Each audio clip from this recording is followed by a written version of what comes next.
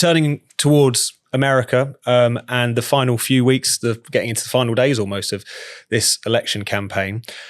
So the Democrats have decided to pull out a very novel new attack line against Donald Trump, which is to accuse him of being a fascist, is to claim that he is essentially an acolyte of Hitler. The hook for this, I should say, is that one of his former chiefs of staff, there were of course many during his kind of carousel of administration, John Kelly, has given an interview to the New York Times in which he's suggested that at various points Trump said that Hitler did some good things. I want generals like Hitler. It's hard to imagine anyone mouthing these things with a straight face, and we don't really know the context.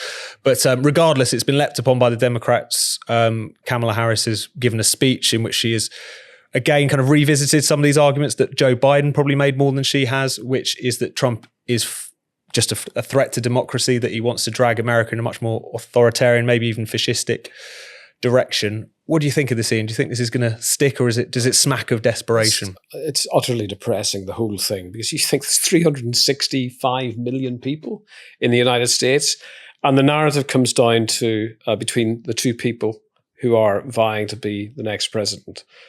A guy who wants to wipe his backside with the US Constitution, and a woman whose words are basically compostable before they come out of her mouth. And that's the choice that we're being given, and those are the polarities that are being described. Trump says bad things all the time.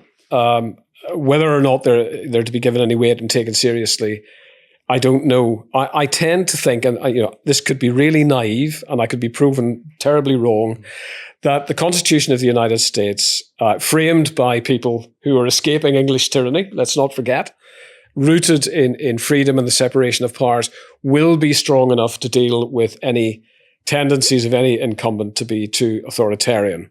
But that choice is for Americans in a couple of weeks' time, and I just like it to be finished. Mm-hmm. I'd like the result to be known. I hope actually the result is. I hope the result is decisive. Yes, actually, I hope to God it's not wafer thin in either way, because we do need the United States to be strong in a multipolar, very, very dangerous world, mm-hmm. and stand up for some of the values that forged the North Atlantic alliance between ourselves and the United States, but obviously all the other countries in Europe too. We should have that preserved. And I guess, if I was a US voter, I'd be thinking of not that, frankly.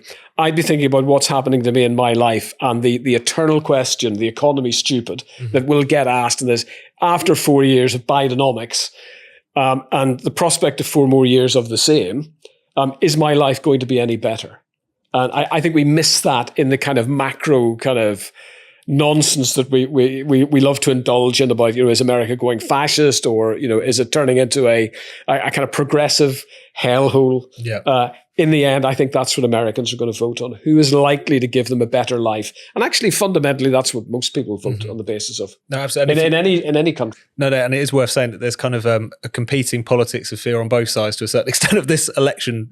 If you listen to your average kind of Trumpist apparatchik, then Kamala Harris is a full-blown communist. Yeah. If you listen to the Harris side, then Trump is a fascist, as we've learned about this week. But Paul, the fact that this slur is constantly trotted out, I mean, aside from anything else, it's not working, is it? Looking at how close the polls are at this point. It is. I think Ian used the word depressing. It is really depressing. I remember during our general election over here earlier this year, and that guy who asked Rishi Sunak and Keir Starmer, "Are you two the best that we've got?" And you think, very good moment that. Yeah. Actually, compared to what they've got in America, that's a fantastic choice, really. Let's be blunt about it. But I think with this latest thing, the Hitler stuff and whatever. Kamala Harris, it reminds me of Rick from The Young Ones, who just screams fascist, and the Dems generally. They just see fascists everywhere, and everything, and everybody they don't like is a fascist. And I think the problem is, the truth is, the word has been so devalued over the years that actually when people use it now, I think most people just sort of roll their eyes and kind of say, oh, here we go again, kind of thing. And it has less and less impact because it has been so devalued. I really don't like Donald Trump at all. I wouldn't vote for him. I wouldn't vote for Kamala Harris either, to be fair. But I don't like Trump. I loathe him as a human being, and I think it's extremely unfortunate that America has been presented with this choice.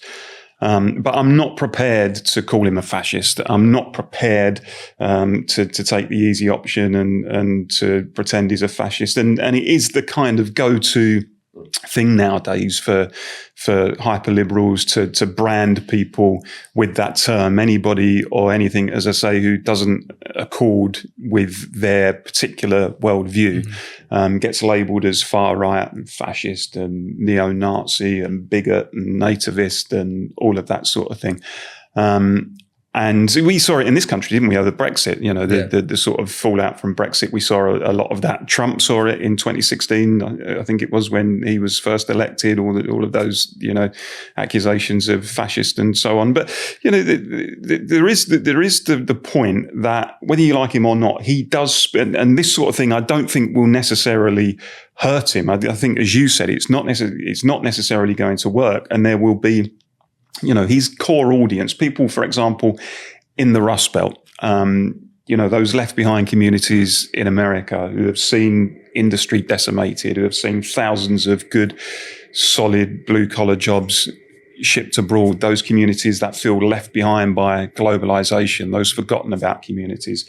And they feel rightly or wrongly that actually Trump speaks their language in a way that the kind of increasingly hyper-liberal, middle-class, West Coast, Democrats don't. And when they come out with this sort of stuff, I don't think it's necessarily going to hurt him at all. And I think it's also amazing, though, isn't it? A New York liberal, effectively. Yeah.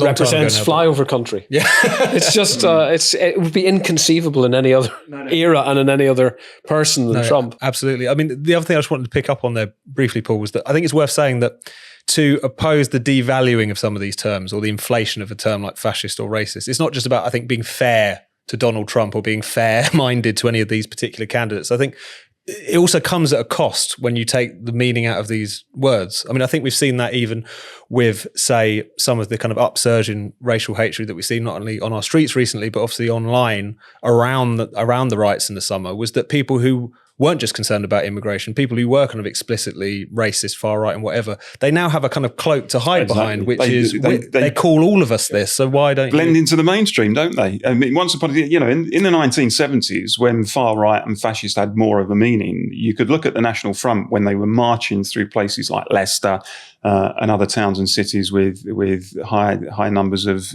minority ethnic communities, and you knew what it meant. You knew when someone was marching around with a skinhead and a bomber jacket and Doc Martin boots and swastikas and so on.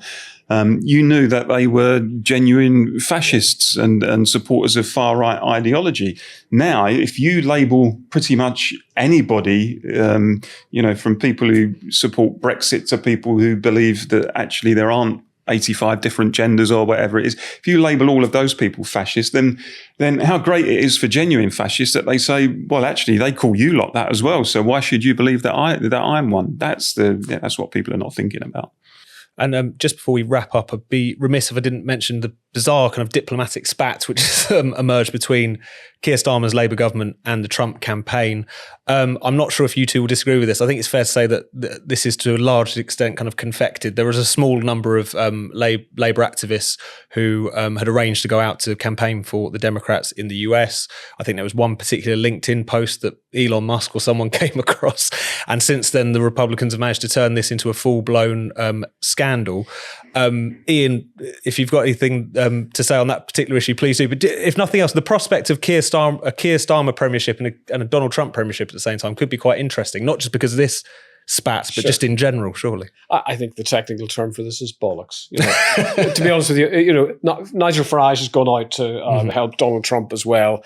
If you want to talk about one side, we need to talk about the other. But in effect, what difference are they going to make? They're all limeys over there. They will almost certainly send those voters in the other direction. Well, I don't think this is kind of big news at all, to be honest. Mm-hmm. And Paul, what do you think?